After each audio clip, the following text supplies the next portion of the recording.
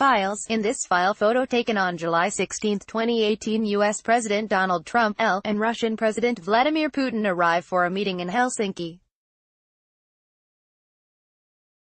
Brendan Smielowski, AFP. In an opinion essay for Reuters after the Helsinki July 16 meeting between President Donald Trump and President Vladimir Putin with the rather frightening title, "Trump has attacked U.S. intel agencies, expect them to strike back," Tim Weiner references former CIA and NSA Chief Mike Hayden's acerbic comments on the incumbent president.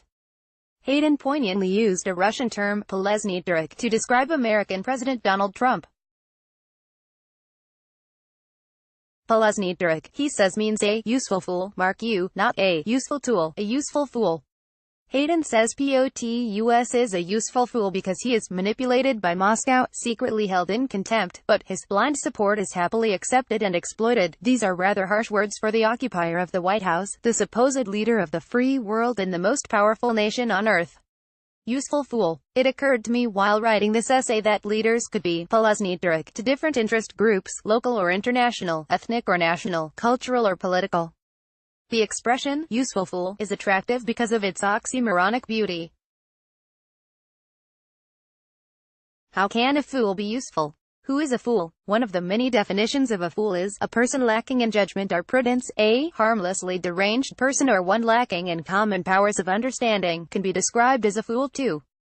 In Shakespeare's drama, a fool was usually kept in the court as a jester to provide entertainment.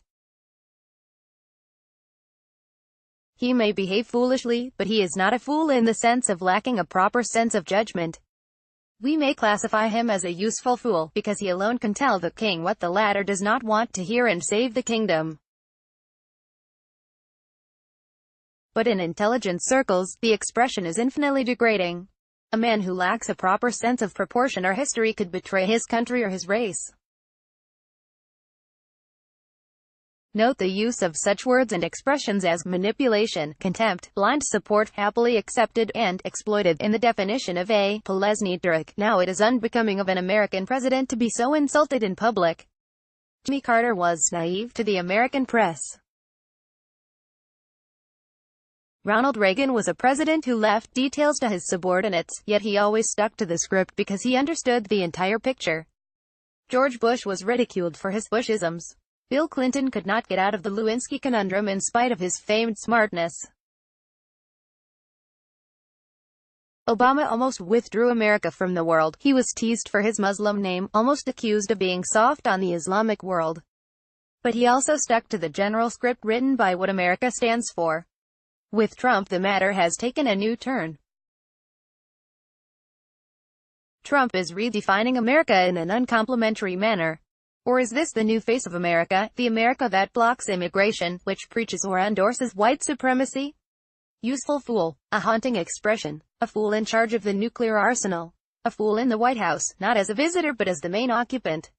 Not in the real world. Sounds like a spy movie concocted from the rich imagination of Jeffrey Archer or Sidney Sheldon.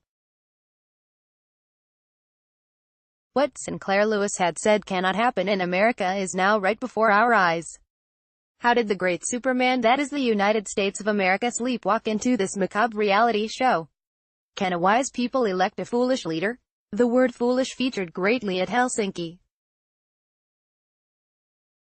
POTUS described America as foolish because of the strained relationship between Russia and America. He took Vladimir Putin's word and dismissed intelligence from 17 agencies mostly headed by his own appointees. I had to pinch myself to believe my ears.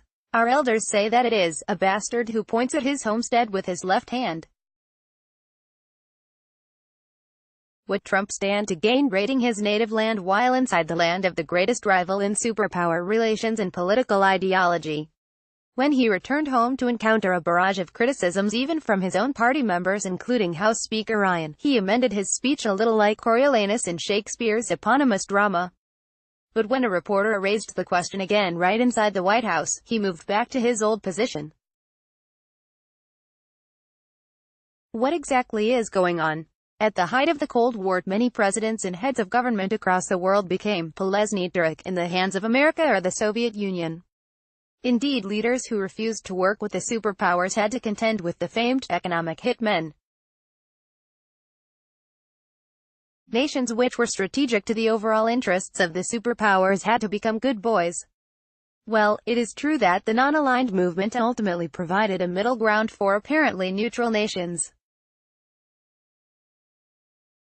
But President Kwame Nkrumah of Ghana, Patrice Lumumba of the Congo, late President Manuel Noriega of Panama, late President Fidel Castro of Cuba, and a few others have a different if sour story to tell. If indeed POTUS is Polezni durak, it would be a great tragedy for the Western world in the way we used to understand the world. By attacking credible, properly elected leaders in the Western alliance, Trump seems to be interested in himself, not in America. At last count he berated Justin Trudeau of Canada, Angela Merkel of Germany, Emmanuel Macron of France, and made jest of British Prime Minister Theresa May. The slogan, "Make America Great Again," becomes hot air if Trump is under the control of enemy forces, whether by design or by default. I suppose some leaders in Africa would find cold comfort in the fact that foolish leaders are not the exclusive preserve of the African continent or the developing world. Whatever it is, leadership at any level is too important to be left in the hands of a fool or fools. The risk is that we all, both the good and the bad, could become victims of foolish thinking and foolish politics. And that would mean disaster. It is to be noted that Trump is pushing back on Russian interference in 2016 elections as a way of establishing his legitimacy. This is neither here nor there because Trump did not win the popular vote. For America, when and how will the intelligence community have its pound of flesh, read dollars back? This I am sure will give Mueller added impetus to stop a possible mole who is also Polezni durak from controlling the nuclear button of the free world. Indeed, all nations of the world should prevent Polezni durak from the reins of power for the survival of the human race.